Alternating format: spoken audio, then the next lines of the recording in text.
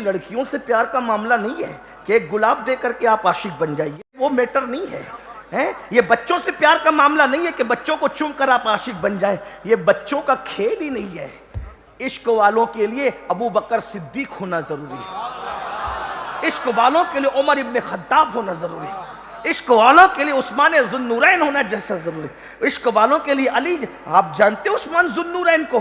بھائی جو نبی کے عشق میں کعبے کا طواف چھوڑ دے، توجہ ہے آپ کی، سننا چاہ حدیث پڑھ رہا ہوں، حدیث سن لیں۔ جب صلح حدیبیہ کے موقع پر توجہ کریں، کیا بات آ گئی ہے، بہت نازک بات آ گئی ہے، غور سے سنیں۔ حدیبیہ کے موقع پہ رسول اللہ نے کہا عثمان تم جاؤ، تمہاری عزت کافر بھی کرتے ہیں، جاؤ، تمہارے احسانات ہیں ان لوگوں پر، مکے والوں پر، تم جا کے بات کرو کہ حضور لڑنے نہیں آئے، عمرہ کرنے ہیں، عمرہ کرنے دو۔ عثمان غنی مکہ گئے، مکہ شریف گئے۔ علماء سے پوچھو اگر کوئی احرام میں مکہ جائے تو اس کے لیے سب سے افضل پہلا کام کیا ہے؟ اس کے لیے سب سے افضل پہلا کام یہ ہے مکہ جانے والوں کے لیے کہ وہ جائے اور سیدھا عمرہ کرے۔ احرام میں گئے عمرے کے لیے تو عمرہ کرے۔ عثمان غنی مکہ گئے حضور کے حکم پر، ادھر صحابہ آپس میں باتیں کرنے لگے، عثمان کتنا خوش نصیب ہے، ہم تو یہیں پڑے ہوئے، وہ مکہ چلے گئے، وہ طواف کر رہے ہوں گے، صفا مروہ کی صحیح کر رہے ہوں گے، زمزم پی رہے ہوں گے، اور ہم یہاں پڑے ہوئے۔ ادھر عثمان غنی مکے میں کئی دن تک رہے، نہ حرم میں گئے، نہ طواف کیا، نہ کعبے کا دیدار کیا، نہ زمزم پیا، نہ صفا مروہ کی صحیح کی۔ یہ عثمان غنی۔ لوگ صحابہ کی بات کرتے ہیں، یہ صحابہ کا عشق دیکھو، صحابہ کا عشق دیکھو، صحابہ کے نام پہ سیاست کرتے ہو، صحابہ کا عشق دیکھو، یہ صحابہ ہیں۔ اور جیسے احرام میں گئے تھے ویسے ہی احرام میں واپس آئے، عمرہ کیے بغیر واپس آئے۔ پوچھو علماء سے جو مکہ جائے احرام پہن کر اور بغیر عمرہ کے واپس آئے کیا حکم اس کے لیے ہے؟ لیکن سارے حکم آپ کے لیے ہے، عاشقوں کا اپنا مزاج ہے، عاشقوں کا۔ جب عثمان غنی حالت احرام میں واپس آئے تو اللہ کے رسول نے فرمایا عثمان تیرے بھائی لوگ تیرے بارے میں کیا کہہ رہے ہیں ذرا سن۔ عثمان غنی گئے، صحابہ سے کہا کیا کہہ رہے تھے؟ کہا ہم تو یہ کہہ رہے تھے کیا خوش نصیب ہو، تم مکہ پہنچ گئے، عمرہ کرو گے، یہ کرو گے، وہ کرو گے۔ تو عثمان غنی نے کیا کہا تم نے میرے ساتھ بدگمانی کی؟ ارے کوئی مکہ جائے کعبے کا طواف کرے تو یہ بدگمانی ہے، کوئی زمزم پیے۔ اگر کوئی ہم سوچیں مولانا صاحب غلام غوث مکہ گئے تو کیا کر رہے ہوں گے بھائی؟ طواف ہی تو کر رہے ہوں گے۔ یہ سوچنا کہ طواف کر رہے ہیں تو یہ کوئی بدگمانی ہے، یہ تو اچھا گمان ہے نا، اچھا۔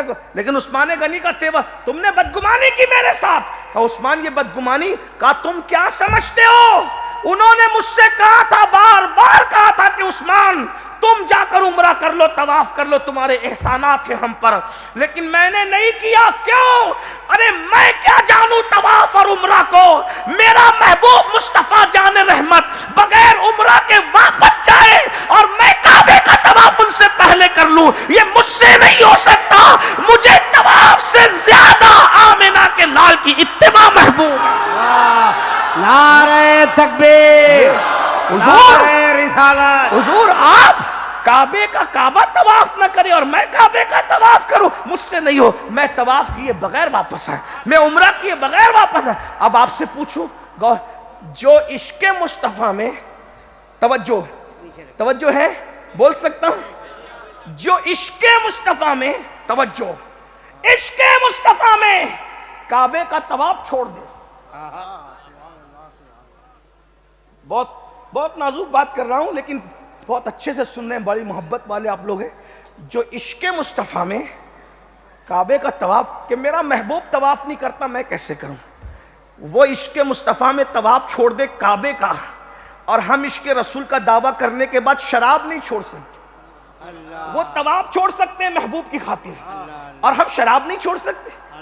آج ہمارا جوان شراب میں ڈوبا ہے، نشے میں ڈوبا ہے، اور عاشق رسول ہے۔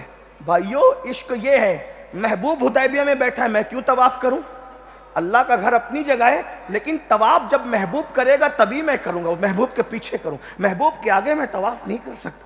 تو بتائیں، حالانکہ طواف محبوب کو بھی محبوب ہے، اسی لیے تو محبوب 400 کلو کا میٹر کا سفر طے کر کے مکہ جا رہا ہے۔ لیکن طواف محبوب کو محبوب ہے، لیکن محبوب کی خاطر طواف چھوڑ دیا. اور یہاں شراب تو محبوب نفرت کر رہے ہیں. فرمایا جو شراب پی رہا ہے محمد اس سے بیزار ہے. نشہ کرنے والا قیامت کے دن یا تو سور کی شکل لے کر اٹھے گا یا تو بندر کی شکل لے کر اٹھے گا. اللہ اللہ. آج عشق مصطفیٰ کا دعویٰ کر کے نشہ کیا جا رہا ہے، نشے کو پرموٹ کیا جا رہا ہے. میری قوم کے جوانوں، اسلام دشمن طاقتوں کی سازش کو سمجھو. دنیا تمہاری صلاحیتوں سے لرزہ برندام ہے، دنیا تمہاری صلاحیتوں سے خوف زدہ ہے، دنیا تمہاری صلاحیتوں سے ڈری ہوئی ہے. وہ جانتے ہیں کہ مسلمان جوانوں کو پڑھنے مت دو، ان کو تجارت مت کرنے دو، ان کو آگے مت بڑھنے دو، ان کو اسٹڈی مت کرنے دو، اس لیے کہ جس دن یہ پڑھیں گے ان کا مقابلہ کوئی نہیں کر سکتا.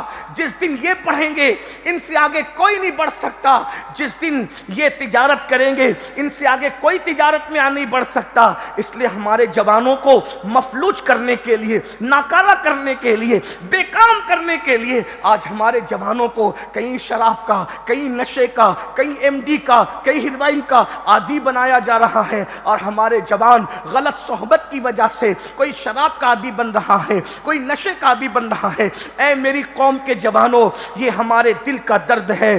اے میری قوم کے جوانوں، تم نشے کے لیے نہیں، تم شراب کے لیے نہیں، تم تاج کے پتوں کے لیے نہیں، تم عورتوں کی ناجائز محبتوں میں پھنسنے کے لیے نہیں، تم بہت قیمتی ہو.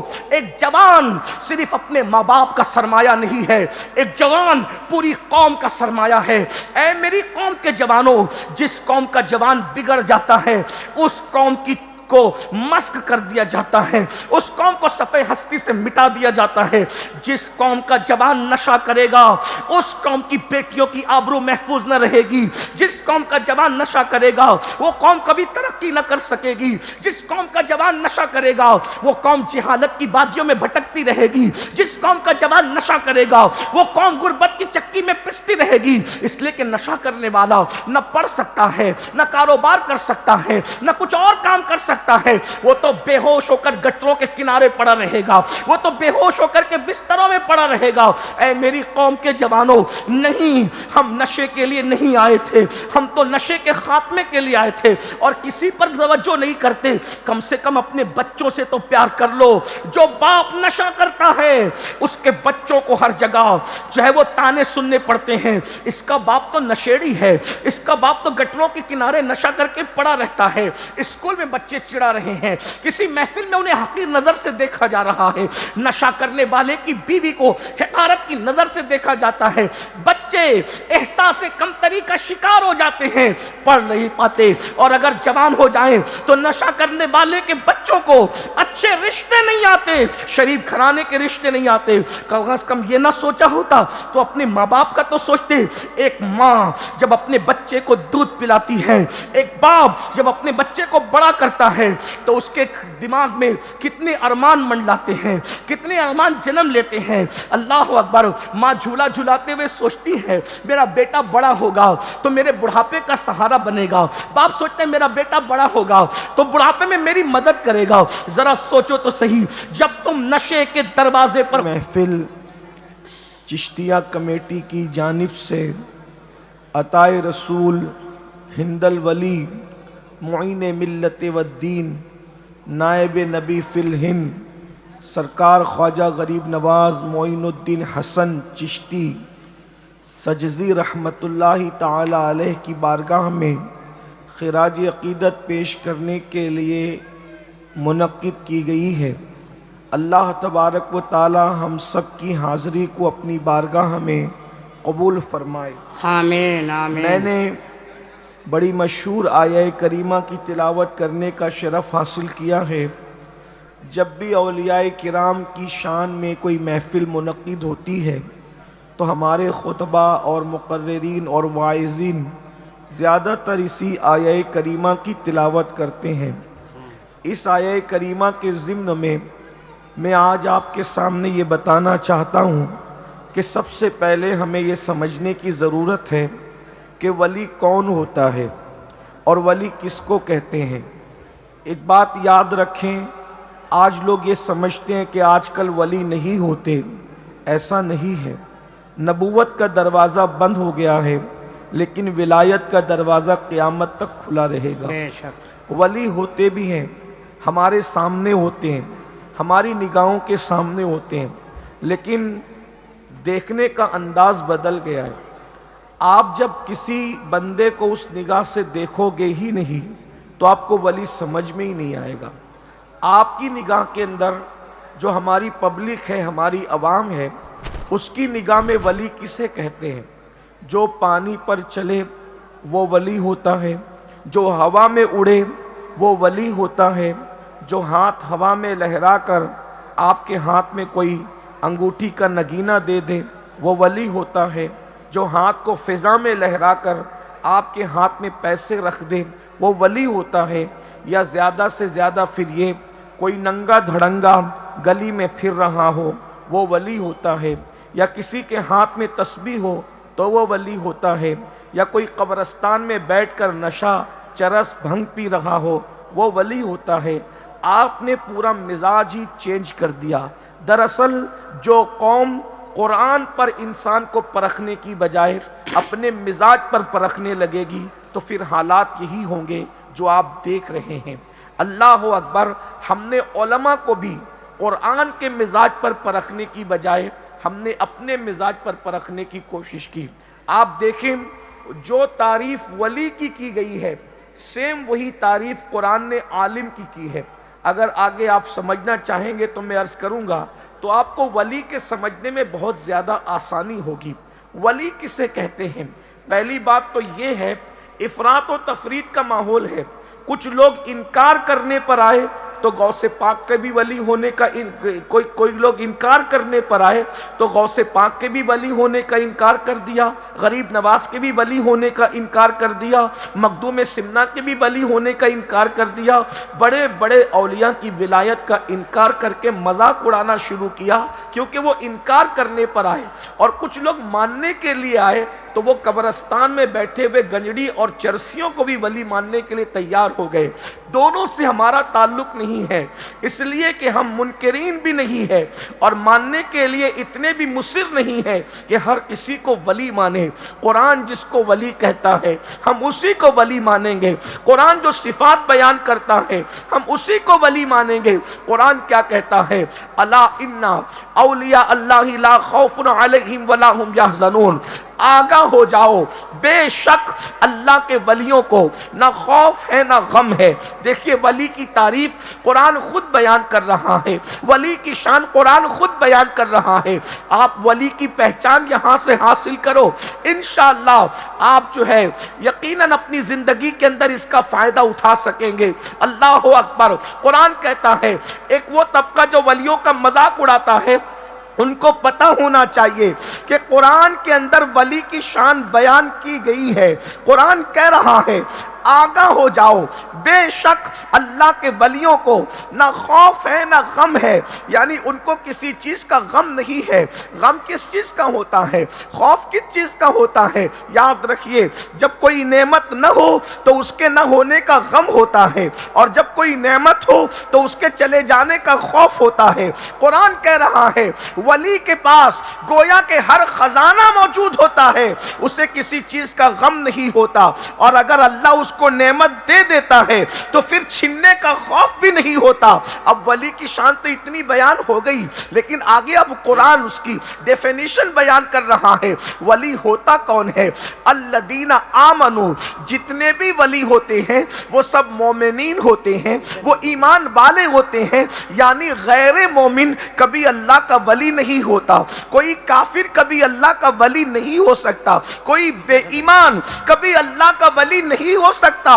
वली हमेशा मोमिन होता है, ईमान वाला होता है। और एक बात याद रखना, ईमान वाला वही है जो अपनी जान से ज्यादा मुस्तफा जान रहमत से इश्क करता है, मुस्तफा जान रहमत से मोहब्बत करता है।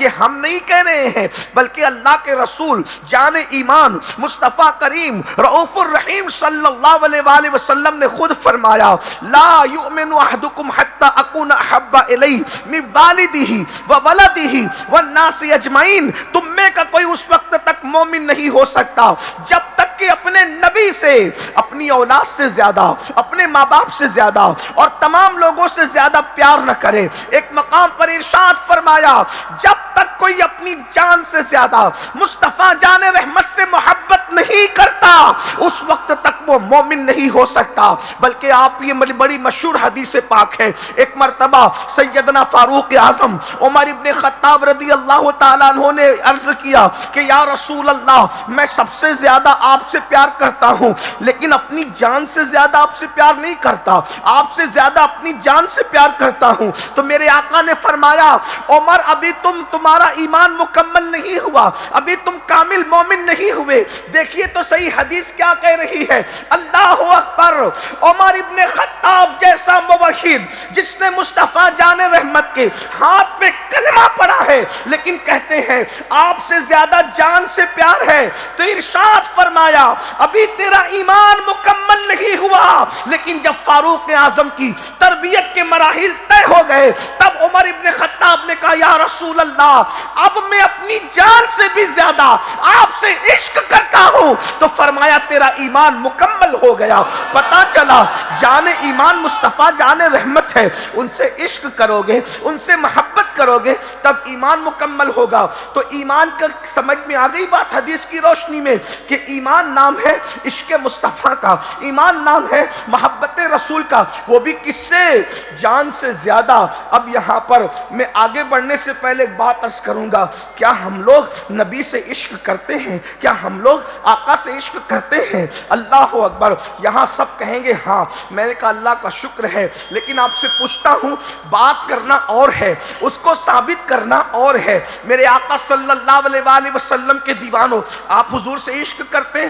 ہاں کرتے ہیں۔ کیا ثبوت ہے؟ تو آپ کہیں گے مولانا ہم تو جلوس ہر سال نکالتے ہیں، اس میں شریک بھی ہوتے ہیں، 2-4 جلسوں میں شرکت بھی کر لیتے ہیں، ہم نعتیں بھی سنتے ہیں، نعت خانوں کو نظر بھی دیتے ہیں۔ ایک بات میں آپ سے کہوں، جلوس کی اہمیت اپنی جگہ ہے، جلسوں کی اہمیت اپنی جگہ ہے، نعتوں کی اہمیت اپنی جگہ ہے، لیکن عشق کسے کہتے ہیں؟ آئیے میں آپ کو بتاؤں، جس کو جس سے عشق ہوتا ہے وہ کبھی اس کی نافرمانی نہیں کرتا، جس کو جس سے عشق ہوتا ہے وہ اس کی بات کو کبھی کراس نہیں کرتا، جس کو جس سے عشق ہوتا ہے وہ کبھی اللہ اکبر اس کی باتوں کو پیٹ کے پیچھے نہیں ڈالتا۔ اے عشق رسول کا دعویٰ کرنے والوں، اپنی جان سے زیادہ مصطفیٰ جان رحمت سے عشق کرتے ہو؟ اگر ایسا ہے تو واللہ میں رسمی جملے نہیں کہہ رہا ہوں، حقیقتاً کہہ رہا ہوں، اور یہ میری سعادت ہے، اگر تم اپنی جان سے زیادہ مصطفیٰ جان رحمت سے عشق کرتے ہو تو تمہارے سر کی جوتیاں ہمارے سروں کا تاج ہے، اس لیے کہ تم میرے محبوب سے عشق کرتے ہو۔ دنیا میں سب سے کم درجے کا جو عاشق رسول ہے، سب سے آخری درجے کا جو ادنا عاشق رسول ہے، اس کا نام امین القادری ہے۔ تم سب مجھ سے بہتر عاشق ہو، لیکن آج یہاں پر غریب نواز کی اس محفل کے اندر فیصلہ کر کے جانا ہوگا، ہم منافقت کر رہے ہیں یا عشق کر رہے ہیں، ہم صرف دعویٰ کر رہے ہیں یا عشق کر رہے ہیں۔ آؤ اے مصطفیٰ جان رحمت کے غلاموں، عشق کسے کہتے ہیں ذرا توجہ سے سننا، ذرا غور سے سننا، اور اس کے بعد پھر میں نہیں کہوں گا کہ تم عاشق ہو کہ نہیں، مجھے کیا کہنے کا حق ہے، میں تو ایک گنہگار انسان ہوں، لیکن اپنے ضمیر کی عدالت میں خود اپنے آپ کو کھڑے کر کے تمہیں خود جج بن کے فیصلہ کرنا ہوگا، میں عشق کر رہا ہوں یا زبانی جمع خرچ کر رہا ہوں، میں عشق کر رہا ہوں یا صرف دعویٰ کر رہا ہوں۔ آئیے دھڑکتے دل سے ایک حدیث پاک کا مفہوم میرے الفاظ کے جامع میں سن لیجئے، عاشق کسے کہتے ہیں؟ اللہ اکبر۔ پھر آگے ہم بڑھیں گے دوسری منزل کی طرف، وقت رہا تو بڑھیں گے ورنہ کوئی بات نہیں۔ ولی ایسے نہیں بنتے، ہاتھ میں تسبیح بغل میں مصلی بھی ولی نہیں بناتا۔ ولایت کی منزل کے لیے پہلی سیڑھی عشق مصطفیٰ ہے، پہلی سیڑھی عشق رسول ہے، اور عشق رسول ہے کیا؟ اللہ اکبر۔ مصطفیٰ جان رحمت صلی اللہ علیہ وآلہ وسلم رات کے وقت بلال حبشی کو کہتے کہتے ہیں بلال جاؤ اور جا کر کے مدینے کی گلیوں میں اعلان کر دو کہ اللہ کے رسول صلی اللہ علیہ وآلہ وسلم کا حکم ہے، مصطفیٰ جان رحمت کا حکم ہے، اے بستر پہ سونے والو اللہ کے رسول تمہیں بلا رہے ہیں، چلو سونے کا وقت نہیں ہے، اس لیے کہ اسلام پر وقت آیا ہے، اپنی جانوں کی نظر لے کر، اپنی جانوں کی قربانیاں لے کر مصطفیٰ جان رحمت تمہیں بلا رہے ہیں۔ اللہ اکبر، اے مصلی پر رونے والو اب مصلی پر بیٹھنے کا وقت نہیں ہے، اللہ کے رسول اب سر جھکانے کے لیے نہیں سر کٹانے کے لیے تمہیں بلا رہے ہیں۔ غرض کے بلال حبشی کو حکم ہوتا ہے، بلال مدینہ منورہ کی گلیوں میں اپنی آواز میں اعلان کرتے ہیں، لوگوں چلو چلو مصطفیٰ جان رحمت تمہیں بلا رہے ہیں، سونے والو سونے کا وقت نہیں ہے، مصلی پر رونے والو رونے کا وقت نہیں ہے، چلو چلو حضور بلاتے ہیں، چلو چلو آقا بلاتے ہیں۔ کس لیے بلاتے ہیں؟ جلسے میں نعرہ لگانے کے لیے نہیں، جلوس کے اندر شرکت کے لیے نہیں، کس لیے؟ مرنے کے لیے بلا رہے ہیں، نبی مرنے کے لیے بلا رہے ہیں۔ توجہ فرمائے، نبی مرنے کے لیے بلا رہے ہیں۔ غور کیجئے میری قوم کے جوانوں، آج عشق مصطفیٰ کا دعویٰ ہے، حقیقت عشق جو ہے ایسا لگتا ہے عاشقوں کے ساتھ قبروں میں دفن ہو چکی ہے۔ اللہ اکبر، ورنہ آج قوم مسلم کے جو حالات ہم دیکھ رہے ہیں یہ حالات کبھی نہ ہوتے، دنیا کبھی ہمیں نہ کچلتی اگر ہم عاشق رسول ہوتے، دنیا کبھی ہمیں برباد نہ کرتی اگر ہم عاشق رسول ہوتے، سچے عاشق رسول ہوتے، دنیا ہمارے گھروں کو کبھی تباہ نہ کرتی اگر ہم سچے عاشق رسول ہوتے، ہم لوگوں کے قدموں کے نیچے رگڑے نہ جاتے اگر ہم سچے عاشق رسول ہوتے۔ ذرا غور تو کرو، اللہ کے رسول بلا رہے ہیں اور مرنے کے لیے بلا رہے ہیں۔ اعلان صاف ہے، اعلان صاف ہے، چلو جان کی نظریں لے کر چلو، جان کا نذرانہ لے کر کے چلو۔ ہوا کیا ہے؟ اللہ اکبر، لوگ اٹھ کر کے دوڑ رہے ہیں۔ کس لیے؟ ہے کوئی ایسا اعلان دنیا میں مرنے کے لیے چلو؟ کون آتا ہے مرنے کے لیے؟ یہی عشق کا امتحان ہے، امتحان عشق یہی ہے، شہادت ہے، مطلوب مقصود مومن، نہ مال غنیمت نہ کشور کشائی، دو عالم سے کرتی ہے بیگانہ دل کو عجب چیز ہے لذت آشنائی۔ دنیا میں کبھی ایسا اعلان ہوا ہے کہ مرنے چلو اور کوئی مرنے آیا ہو؟ لیکن یہ رسول اللہ کے اصحاب ہے، یہ صحابہ کرام ہے، اللہ اکبر، اعلان ہوا ہے اور لوگ مسجد نبوی کی طرف مرنے کے لیے دوڑ رہے ہیں، اس لیے کہ یہ عشق کا امتحان تھا۔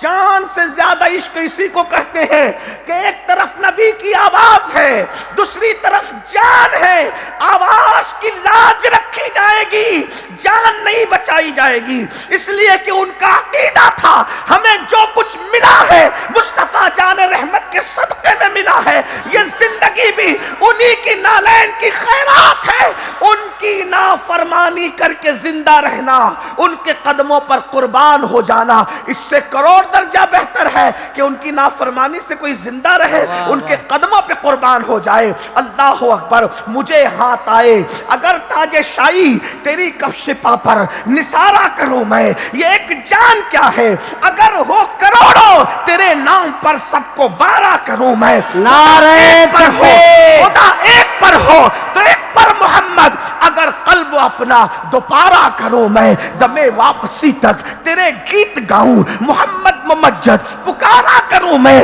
میرا دین و ایمان فرشتے جو پوچھے تمہاری ہی جانب اشارہ کروں میں۔ اللہ اکبر، جان کی نظریں لے کر صحابہ پلٹ رہے ہیں۔ کون کون پلٹا یہ تو الگ سا عنوان ہے، لیکن ایک ہی بات عرض کر کے آگے بڑھنا ہے۔ اللہ اکبر، اسی مدینہ منورہ میں بہت لوگ جا رہے تھے دوڑ دوڑ کر، لیکن ایک گھر کا ماحول جدا تھا، ایک گھر کا ماحول الگ تھا۔ پہلی رات کا دولہا اپنی دلہن کے ساتھ رات گزار رہا تھا۔ اس کو میں بہت لمبا نہیں کرنا چاہتا، اصل عنوان کی طرف جلدی آنا ہے، لیکن میرے جوانوں غور کرو، پہلی رات کا دولہا اپنی دلہن کے ساتھ رات گزار رہا تھا۔ زبان حیا اس بات کی اجازت نہیں دیتی کہ ان کے درمیان کی کوئی گفتگو بیان کی جائے، لیکن اتنا ضرور ہے باشعور لوگوں کو پتا ہے کہ پہلی رات شادی کی ہوتی کیا ہے۔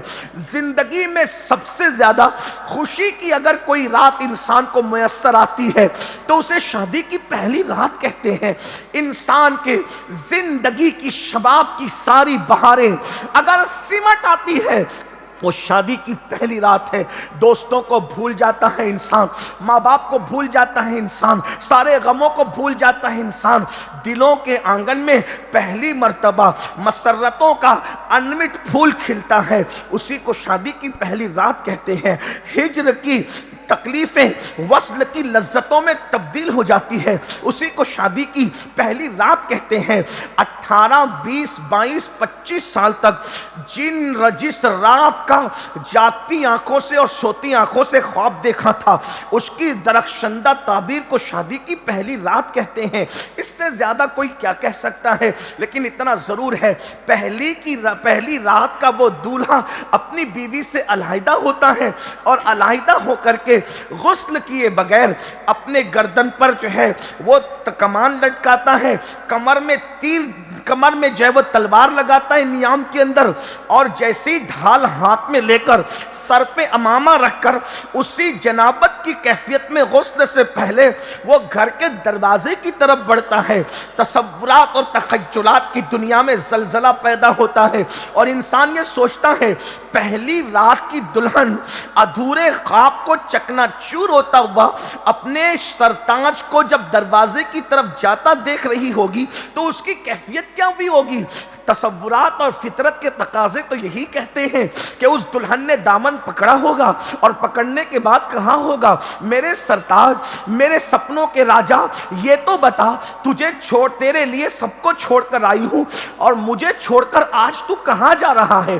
آج دروازے کے باہر جانے کی رات نہیں ہے, آج تیر اور تلواروں کی رات نہیں ہے, آج تو محبت کے الفاظ سے گل کھلتے ہیں, آج تو وصل کی لذتیں جو ہے ایک دوسرے کے دل ملتے ہیں. لیکن تم کہاں جا رہے ہو؟ کہنے والے نے کہا ہوگا مڑ کر کے کہ میرے عشق کی راہ میں دیوار نہ بن, ہم وہ اس شاخ ہیں جو عشق و مستی کی راہ میں دیوار بنتی ہے, اس دیوار کو ہم ہمیشہ کے لیے پیروں تلے کچل دیتے ہیں.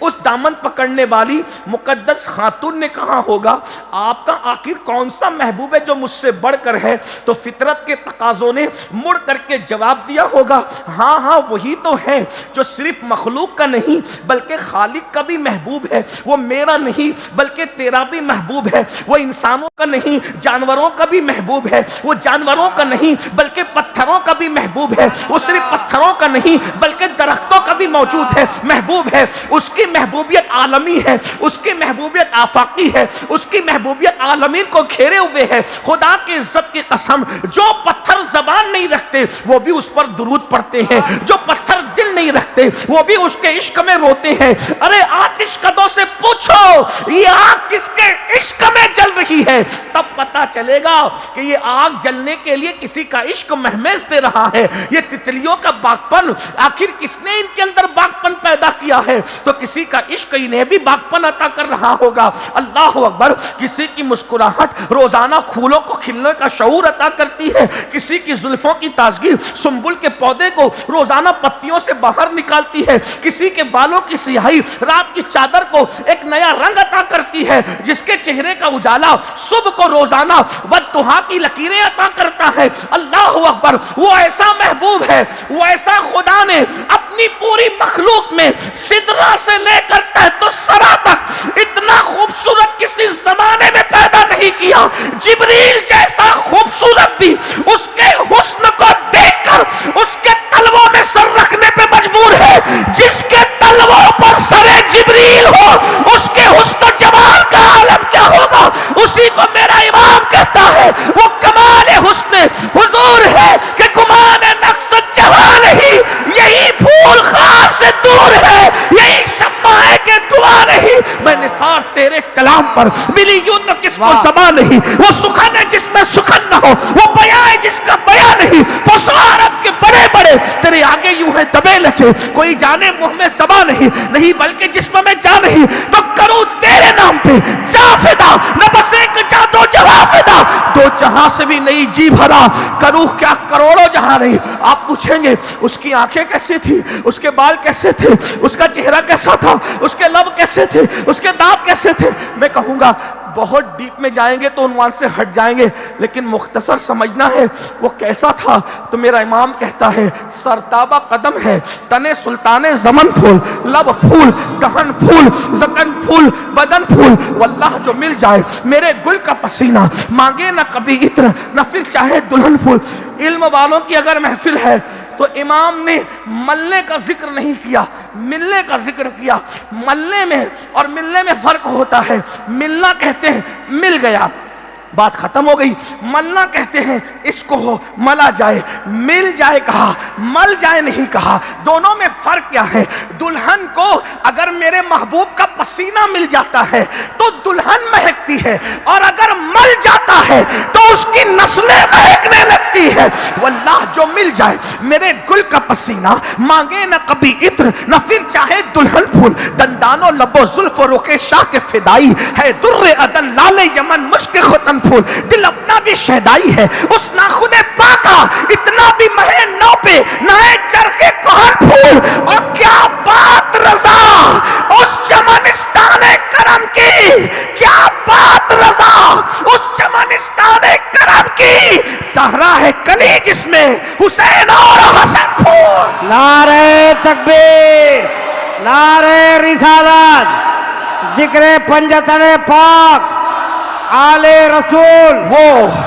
وہ اتنے خوبصورت تھے کہ مخلوق ہی نہیں خالق بھی ان سے محبت کرتے، بلکہ ان کے حسن کی ایک جھلک آپ کو دکھاؤں، اندازہ کریں آپ کو پتہ چلے گا۔ ایک دن ام المومنین، حضور کی عادت تھی، گھر میں حضور بہت پیار سے رہتے تھے، اپنے گھر میں اپنی بیویوں سے بہت محبت کرتے تھے۔ آج ہم عاشق رسول کہلا کر بیویوں کو طلاق دینے کی بات کرتے ہیں، ان کو مارنے کی بات کرتے ہیں۔ میں تو کہتا ہوں کیا عاشق ہیں ہم، معاذ اللہ ثم معاذ اللہ۔ ارے طلاق تو نامرد لوگ دیتے ہیں، مرد کبھی طلاق نہیں دیتا۔ آپ کہیں گے بدماش بیوی ملی تھی، میں نے کہا وہ بدماش تھی، تو باصلاحیت تھا۔ بدماش کو چھوڑنا ہی تو نامردی ہے، ورنہ مردوں کا کام بدماشوں کو نبھانا ہے، یہی تو مردوں کا فن ہے۔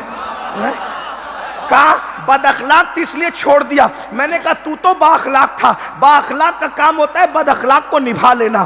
اللہ اکبر۔ یاد رکھیے عشاق کبھی بلا عذر شرعی طلاق نہیں دیتے، کیونکہ اللہ کے رسول نے ہاتھ میں تسبیح رکھنے کی وجہ سے کسی کو افضل نہیں کہا، بغل میں مصلی رکھنے کی وجہ سے کسی کو افضل نہیں کہا۔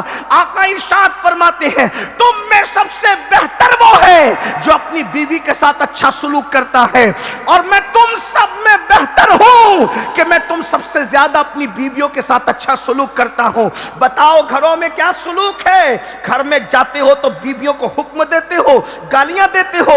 غریب نواز کا جشن منانے والوں، سرکار غریب نواز فرماتے ہیں جس نے کسی مسلمان کو گالی دی ڈر ہے کہ مرے گا تو اس کی زبان پر مرتے وقت کلمہ نہیں آئے گا۔ گالی دینے والے کی زبان پہ مرتے وقت کلمہ نہیں آئے گا، اور مجھے ڈر ہے کہ وہ مرے گا تو کافر ہو کے مرے گا۔ ایک عام مسلمان کو گالی دو تو زبان پہ کلمہ نہ آئے، جو اپنی خود کی بیوی شریک حیات کو گالی دے اس کی زبان پہ کلمہ کیسے آئے گا؟ کیونکہ تم تو یہ سمجھ رہے ہو وہ میری کنیز ہے۔ بیویاں کنیز نہیں ہوتی، بیویاں تو زندگی کی ملکائیں ہوتی ہے۔ جو اپنی بیوی کو کنیز سمجھے اس سے بڑا بدبخت کون ہوگا؟ بیویوں کو کنیز بنا کے رکھا ہے۔ تمہاری زندگیوں کی بہاریں ان بیویوں کی وجہ سے ہے، ورنہ حقائق تو یہ بتاتے ہیں اگر بیوی نہ ہو تو جنت کی بہاریں بھی ادھوری لگتی ہے، ورنہ جنت میں کیا کمی تھی؟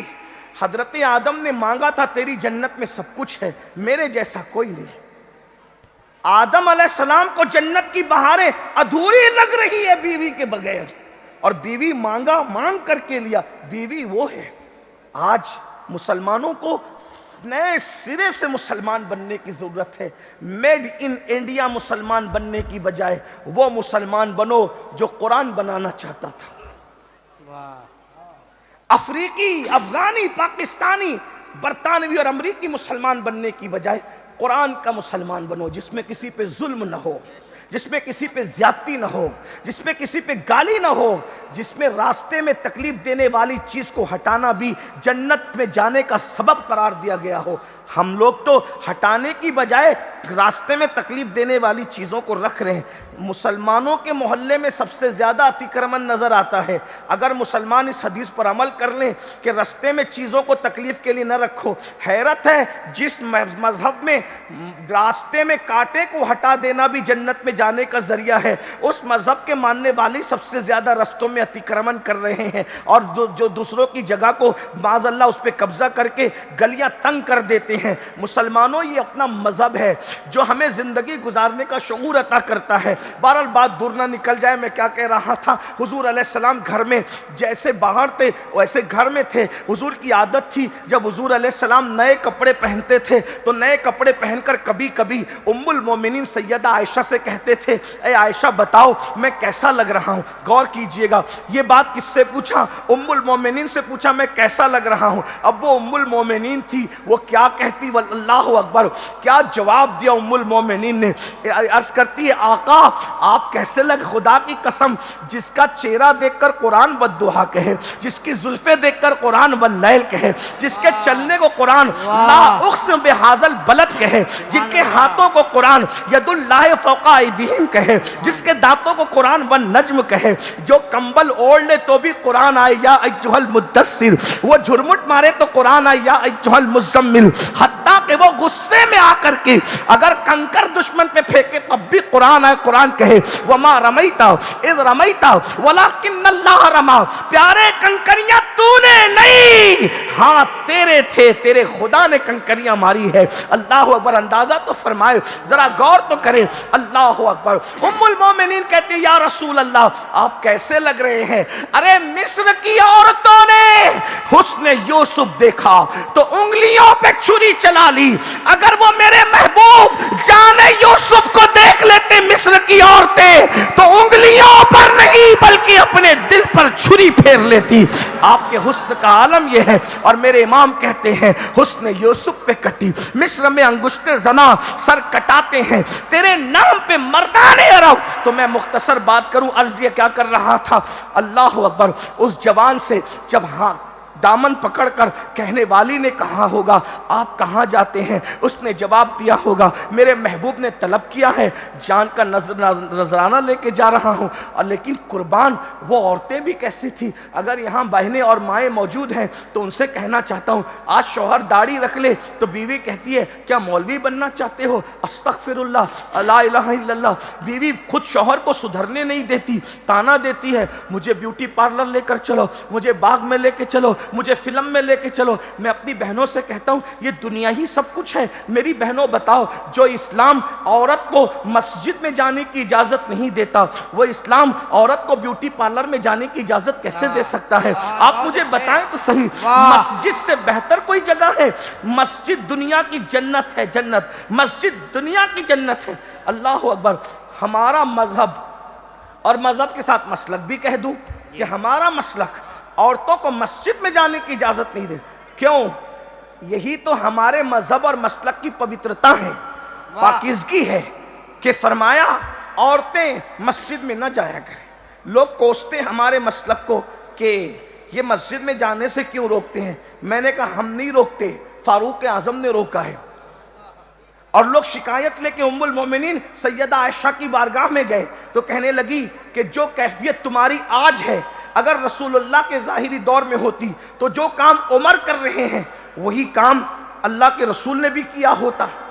حضور فاروق اعظم نے روک دیا۔ آج تک لوگوں کے پیٹ میں درد ہے، اور جو لوگ مسجد میں لے جا رہے ہیں حالات کیا ہیں آپ اچھی طرح جانتے ہیں۔ میں کسی کو نکتہ چینی نہیں کر رہا ہوں، لیکن حقائق بیان کر رہا ہوں کہ لوگ آج اسلام کو بدنام کر رہے ہیں، حدیث کے نام پر حدیث کا قتل عام کرتے ہیں، حدیث کے نام پر حدیث کی غلط ترجمانی کرتے ہیں۔ یاد رکھیے، کہتے ہیں عورتوں کو مسجد سے کیسے روک دیا؟ ہم نے کہا حالات تو دیکھو، حالات تو دیکھو، اور اس دور میں منع کیا، آج تو کیسا دور ہے۔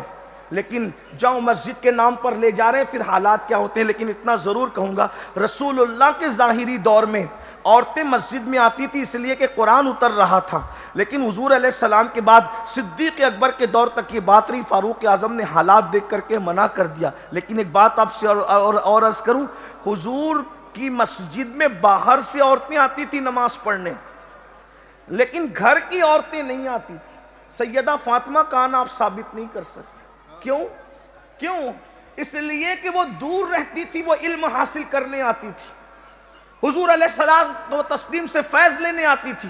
لیکن سیدہ اس لیے مسجد میں نہیں آتی تھی کیونکہ ان کے گھر تو حضور خود ہی تشریف لے جاتے تھے.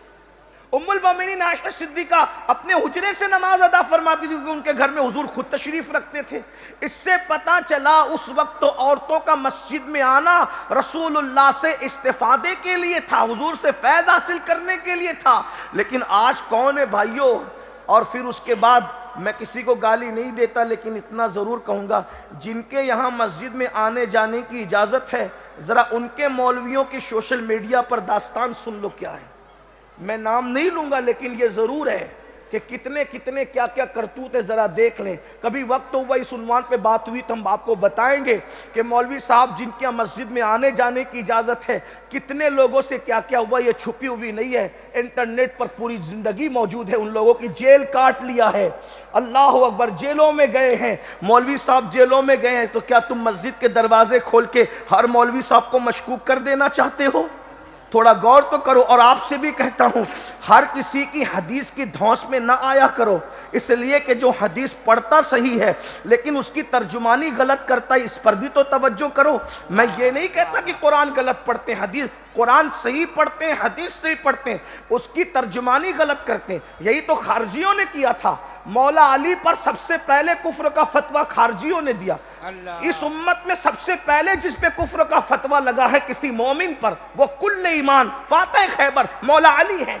خارجیوں نے ان کو کافر کہا اور دلیل میں کیا کہا؟ قرآن کی آیت پڑھی، ان الحکم الا للہ. نوجوان جو پڑھے لکھے ان کی توجہ چاہتا ہوں، وہ کہتے ہیں نا یہ تو قرآن پیش کرتے ہیں تو حدیث پیش کرتے ہیں. میں نے کہا خارجیوں نے بھی قرآن پیش کیا تھا. کیا؟ ان الحکم الا للہ، حکم نہیں مگر صرف اللہ کا. ذاتی اور عطائی کا فرق مٹا دیا، مولا علی کے کفر کا فتویٰ دے دیا. آیت صحیح پڑھی، ترجمانی غلط کی. اللہ آیت پڑھنے میں کوئی اختلاف نہیں. کیا کہا؟ حکم صرف اللہ کا. اور قرآن تو آگے بھی کہہ رہا ہے نا کہ جب میاں بیوی میں جھگڑا ہو جائے تو ایک حکم مقرر کر لو، پنچ مقرر کر لو. اگر ان الحکم الا للہ کا یہی مطلب ہے کہ اللہ کے سوا کوئی حکم نہیں ہے تو پھر اللہ نے پنچ مقرر کرنے کا حکم کیوں دیا؟ فیصل مقرر کرنے کا حکم کیوں دیا؟ تو پتہ چلا یہاں سے مراد ذاتی اور عطائی کا جب تک کہ فرق نہیں ہوگا اس وقت تک کہ آپ قرآن کی صحیح ترجمانی نہیں کر سکتے. یہی تو ہم ان کو سمجھاتے جو انگریزوں کے میز سے پیدا ہوئے. وہ نوزائیدہ جماعتیں نہیں جانتی کہ ذاتی اور عطائی کا فرق کیا ہے. ایک ہی بات پہ اڑے ہوئے ہیں اور ظاہر بات کرتے رہتے ہیں اور آپ بھی اس میں الجھتے رہتے ہو. وہ کہتے ہیں کوئی غوث نہیں ہو، غوث نہیں ہو، غوث کہنا شرک ہے، غوث اعظم کہنا شرک ہے، غوث اعظم صرف اللہ ہے.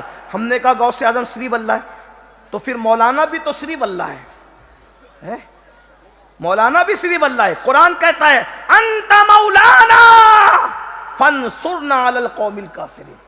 قرآن نے کیا کہا؟ انت مولانا، تو مولانا ہے. تو جب اللہ مولانا ہے تو 68 پڑھنے والا مولوی کیسے مولانا ہو گیا؟ جب اللہ کو مولانا کہا، مولوی صاحب کو ہی مولانا کہا، یہ بھی تو شرک ہو جائے گا تمہارے ضابطے کے مطابق. لیکن الحمدللہ ہمارے یہاں نہ وہ شرک ہے غوث اعظم کہنا، نہ مولانا کہنا شرک ہے. اس لیے کہ اللہ مولانا ہے ذاتی طور پر، اس کو کس نے مولانا نہیں بنایا.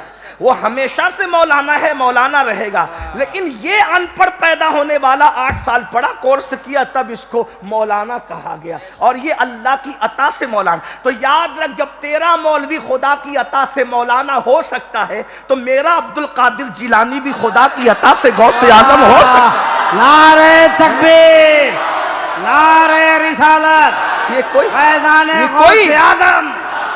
کوئی اختلافی بات ہم نہیں کر رہے ہیں، لیکن آپ کو یہ بتانا چاہتے ہیں کہ آج امت کو تو اتحاد کی ضرورت ہے. وہ اس طریقے کی باتیں کرتے تو ہمیں جواب، اس لیے کہ جب سوال ہوگا تو جواب دیا جائے گا. اللہ اکبر. پھر کہتے ہیں کہ یہ نہیں اور وہ نہیں اور وہ نہیں، غریب نواز تو صرف اللہ ہے، اللہ کے سوا کوئی غریب نواز نہیں. ہم نے کہا بھائی یہی بات سن لو نا، قرآن کہہ رہے مولا.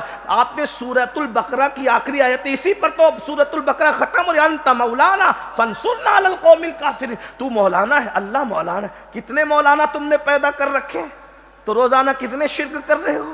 اس کو سمجھو، ذاتی عطائی کا فرق سمجھو. اسی لیے ہم کہتے ہیں نبی کو جو غیب ہے وہ ذاتی نہیں ہے، اللہ کی عطا سے ہے، اور اللہ کا علم لامحدود ہے، لیکن خدا کی نگاہ میں مصطفیٰ جان رحمت کا علم محدود ہے، نگاہ قدرت میں ان کا علم محدود ہے۔ اللہ کو کسی نے نہیں دیا، لیکن مصطفیٰ جان رحمت کو اللہ نے عطا کیا۔ اللہ کے بتائے بغیر ایک ذرے کے کروڑویں حصے کا علم بھی اللہ کے بتائے بغیر کسی کو نہیں ہو سکتا، اور اگر ایک ذرے کے کروڑویں حصے کے برابر بھی اگر اللہ کے بتائے بغیر کوئی کسی کے لیے علم مانے یا کوئی نعمت مانے، وہ مشرک ہے ہماری نظر میں۔ ہم اہل سنت پہ الزام ہے کہ ہم لوگ نبی کا علم خدا کے برابر کہتے ہیں، واللہ تاللہ باللہ کبھی بھی یہ نہیں ہے۔ خدا کا علم لامحدود ہے، اور قدرت کی نگاہ میں علم مصطفیٰ محدود ہے۔ نگاہ قدرت میں علم مصطفیٰ میں حضور کے علم کی حد ہے نگاہ قدرت میں، اگرچہ ہماری نگاہ میں حضور علیہ السلام کے علم کی کوئی حد نہیں، کیونکہ ہماری نگاہ کی حیثیت کیا ہے؟ جو اپنا چہرہ نہ دیکھ سکے وہ علم مصطفیٰ کا اندازہ کیا لگا سکتا ہے؟ ہم اپنا چہرہ خود نہیں دیکھ سکتے، اس لیے اس کو سمجھنا ہوگا جوانوں۔ عمل کے ساتھ عقیدے کی اصلاح بھی ضروری ہے۔ تو میں کیا عرض کر رہا تھا، بات دور نکلتی جا رہی ہے، آپ کا ذوق سلامت ہے، اس لیے ہم بھی کچھ اشارے دے رہے ہیں۔ اللہ اکبر، اس جوان نے اپنی بیوی سے کہا ہوگا کہ حضور بلا رہے ہیں، میں نے جانا، لیکن وہ پاکیزہ بیوی نے کیا کہا ہو، اللہ اے جانے والے جا، ضرور جا، جلدی جا، تاخیر نہ کر، لیکن ایک بات کا وعدہ کرتے ہوئے جا کہ اگر تو واپس لوٹے گا تو میں غازی کی بیوی کہلاؤں گی، اور اگر تو شہید ہو گیا تو شہید کی بیوہ فخر سے کہلاؤں۔ جا، ضرور جا، لیکن سنتا جا، جیسے آج جا رہا ہے ویسے کل جنت میں مجھے چھوڑ کے مت جانا۔ آج تو اکیلے جا رہا ہے، کل جب جنت میں جانا تو اپنا ہاتھ میرے ہاتھ میں لے کے مجھے بھی جنت میں لے کر کے چل۔ وہ عورت، وہ خاتون، اور وہ عاشق چلا گیا۔ توجہ ہے، میں نے اتنی لمبی بات یہ چند جملے کہنے کے لیے کہی تھی۔ عاشق چلا گیا، اس نے جان بھی دے دی، فرشتوں نے اس کو غسل دیا، مشہور واقعہ ہے، ان پر میرے ماں باپ قربان، ان کو غسیل الملائکہ کہا گیا۔ ٹھیک ہے، حضرت سیدنا حنظلہ رضی اللہ تبارک و تعالیٰ عنہ۔ اب سنیے، غور سے سنیے، عشق نے حنظلہ کو، توجہ، عشق نے سیدنا حنظلہ کو جان کی قربانی دے کر میدان جنگ تک پہنچایا۔ یہ عشق تھا۔ بیوی کو چھڑوا کر کے، دنیا کو چھڑوا کر کے میدان جنگ تک۔ ہم بھی عاشق رسول ہیں، وہ جان قربان کر کے نبی کی آواز پر مسجد نبوی پہنچے۔ کیا ہم فجر کی نماز میں نیند قربان کر کے بھی اپنے محلے کی مسجد میں پہنچتے ہیں؟ بتائیے، آپ مجھے بتائیے، ہم کون سے عاشق ہیں؟ ان کو جان کا نظر لے کر کے وہ مقتل گاہ تک جا رہے ہیں، اور ہم نیند کی نظر لے کر مسجد تک نہیں جا رہے، سجدہ گاہ تک نہیں جا رہے۔ کون سے ہم عاشق رسول؟ کہیں معاذ اللہ، استغفر اللہ، ہم عشق رسول کے نام پر اپنے آپ کو دھوکہ تو نہیں دے رہے؟ جب مرو گے تو آنکھ کھلے گی، اس لیے کہ جو قوم 10 منٹ کی نیند اپنے نبی کے نام پہ قربان نہ کرے، وہ عاشق کیسے ہو سکتا؟ اچھا ہے، بہت اچھا، بتائیے۔ بہت اچھا۔ جب کہا جاتا ہے کہ داڑھی رکھ لو تو کہتے ہیں شرم آتی ہے، عاشق کو محبوب کی سنت پر عمل کرنے میں شرم کیسے آتی؟ اللہ، ارے عشق تو کہتا ہے کہ میں محبوب کے رنگ میں ڈھل جاؤں، عشق تو کہتا ہے کہ مجھ پہ محبوب کا رنگ چڑھ جائے، عشق تو کہتا ہے کہ میں محبوب کے کردار میں، اس کی رفتار میں، اس کے شب و روز کے اندر اپنے آپ کو گم کروں۔ بلکہ عاشق تو محبوب میں گم ہی ہونا چاہتا ہے، اور یوں فریاد کرتا ہے، ایسا گما دے ان کی ولا میں خدا ہمیں، ڈھونڈا کرے پر اپنی خبر کو خبر نہ ہو۔ جب تک اپنی جان سے زیادہ حضور سے عشق نہیں کرو گے تب تک کہ کامل اور سچے مومن نہیں ہو سکتے۔ ہم نے تو نیند سے پیار کیا، بڑی معافی کے ساتھ، نیند سے، فجر کی نماز میں نیند سے پیار کر کے سونے والوں، جو قوم اپنے نبی اور اپنی نماز سے زیادہ اپنی نیند سے پیار کرے، بولو کون سا مومن؟ فاروق اعظم کہے میں آپ سے زیادہ جان سے پیار کرتا ہوں، حضور نے کہا بھی تو کامل مومن نہیں ہوا، فاروق اعظم کو کہا۔ تو ہم اگر نیند سے زیادہ پیار کر رہے ہیں معاذ اللہ، بتائیے، حالانکہ ہماری نیت یہ نہیں ہوتی، مجھے معلوم ہے لاشعوری طور پہ ہو رہا ہے جو بھی ہو رہا ہے۔ مال سے زیادہ پیار ہے، نبی سے اتنا پیار نہیں۔ آپ کہیں گے کیسے؟ میں نے کہا بتاؤ بھائی، ایک طرف نبی کا منادی اعلان کر رہا ہے حی علی الصلاح، دوسری طرف دکان بلا رہی ہے، کس کی طرف جاتے ہو؟ مسجد کی طرف جاتے ہو کہ دکان کی طرف جاتے ہو؟ تو کس سے پیار ہے؟ پیسوں سے؟ جو پیسے قبر کے باہر چھوڑ کے مرنا ہے اس سے اتنا پیار ہے، اور جس نبی نے قبر میں آ کر ہماری مدد کرنا ہے اس سے کیا پیار کیا؟ پیار کرنے کی بات آسان ہے، عشق کرنے کی بات بھائیو یہ